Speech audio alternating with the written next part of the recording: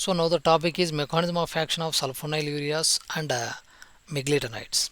So this is a cell, okay, that contains GLUT2 receptor. Cell that contains GLUT2 receptors. With the help of GLUT2 receptors, there is a entry of glucose into the cell takes place. With the help of GLUT2 receptor, there is a entry of glucose into the cell takes place.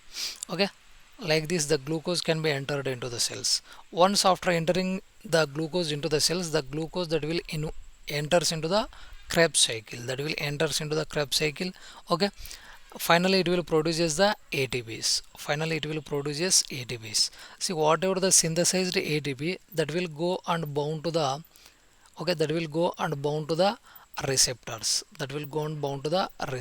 okay. See, the ATP is binding here. After binding, it will activate the receptor, okay, then there is a opening of a receptor takes place.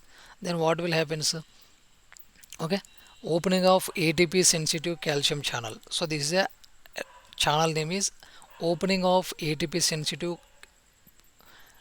potassium channel takes place. See, when there is a opening of ATP sensitive potassium channel, there is a efflux.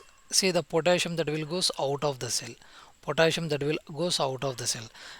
okay. But sulfonylureas, okay, along with meglitinides, that will inhibit the ATP sensitive potassium channel,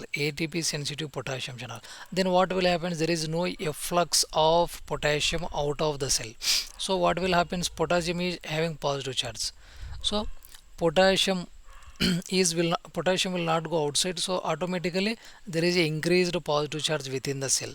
So that increased positive charge we can call it a depolarization. The depolarization leads to the opening of voltage gated calcium channel, If once opening of voltage gated calcium channel takes place, then there is a entry of calcium from outside the cell into the cell. See, there is a entry or influx of calcium takes place, okay. What will happen is slowly automatically increases the calcium level, okay. That calcium level is responsible for the release of insulin, okay. The calcium is responsible for the release of insulin. So this is about the mechanism of action of sulfonylureas and meglitinides.